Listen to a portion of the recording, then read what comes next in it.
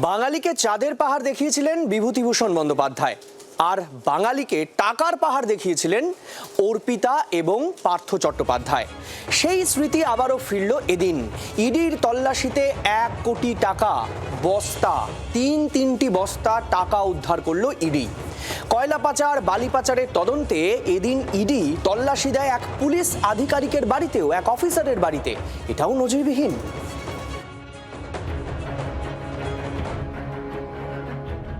বস্তা বস্তা টাকা, 3 বস্তায় ভর্তি টাকা। আসানসোলের জামুরিয়ায় ব্যবসায়ী রাজেশ বানসালের বাড়িতে তল্লাশি অভিযানে এই টাকা উদ্ধার করে ইডি। টাকা গোনার 3টে মেশিনে উদ্ধার হওয়া অর্থের পরিমাণ প্রায় 1 কোটি টাকা বলে জানা গিয়েছে।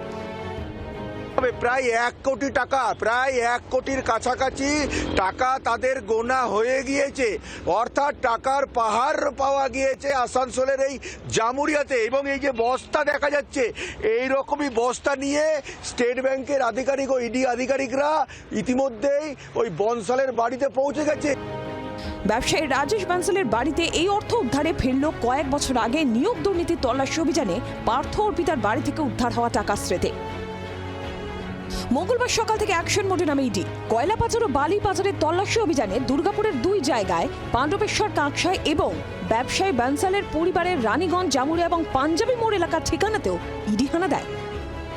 দুর্গাপুর সিটি সেন্টারের কাছে বুধবুদ থানার ওসি মনোরঞ্জন মণ্ডলের বাড়িতেও চলে ইডি তল্লাশি। কয়লা পাচারে এই প্রথম কোনো পুলিশ আধিকারিকের বাড়িতে ঢু মারল কেন্দ্রীয় এজেন্সি।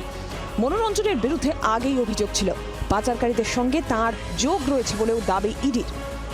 পাণ্ডবেশ্বরের বাড়ি ব্যবসায়ী শেখ মইজুইলের বাড়িতেও হানা দেয় ইডি। কাঁকসায় আর এক বাড়ি ব্যবসায়ী হাসেম মির্জার বাড়িতেও তল্লাশি হয়। জামুরিয়ার ব্যবসায়ী রাজেশ বানসালের বাড়িতে তল্লাশির খবর সংগ্রহ করতে গেলে বাধা দেন তার ভাইপো সুমিত বানসাল। ইডির এদিনের তল্লাশি অভিযানকে ঘিরে শুরু হয়ে গিয়েছে রাজনৈতিক চর্চাও।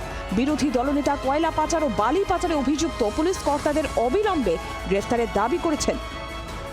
আপনারা যদি ইসিএল এর আধিকারিকদের জেল খাটাতে পারেন, তাদের সাসপেন্ড হতে পারে, তাহলে হোয়াই নট এই টেন্টেড ওসি, আইসি, এসডিপিও, ডিএসপি, আইপিএসদের বিরুদ্ধে চূড়ান্ত ব্যবস্থা হচ্ছে না? তদন্ত যদি এত গুরুত্বপূর্ণ, এত জরুরি, তো মামলাটা তো 2020 সালের না 2021 সালের। 5-6 বছর ধরে আপনারা ঘুমোচ্ছিলেন, 5 বছর ধরে ঘুমোলেন। যে 5 বছর 6 বছর ধরে রেড করার দরকার হলো না, তদন্ত করার দরকার হলো না, কিসের গুরুত্ব? কয়লা পাচার কাণ্ডে পশ্চিমবঙ্গ ছাড়াও অন্য রাজ্যেও তল্লাশি চালাচ্ছে ইডি। এদিন দিল্লিতেও তদন্ত চলে, কিন্তু বঙ্গে ভোটের আবহে ইডির এই তল্লাশি অভিযানকে বাঁকা চোখেই দেখছে রাজ্যের শাসক দল। ব্যুরো রিপোর্ট, জি 24 ঘন্টা। বাংলার আওয়াজ, বাঙালির আবেগ, জি 24 ঘন্টা।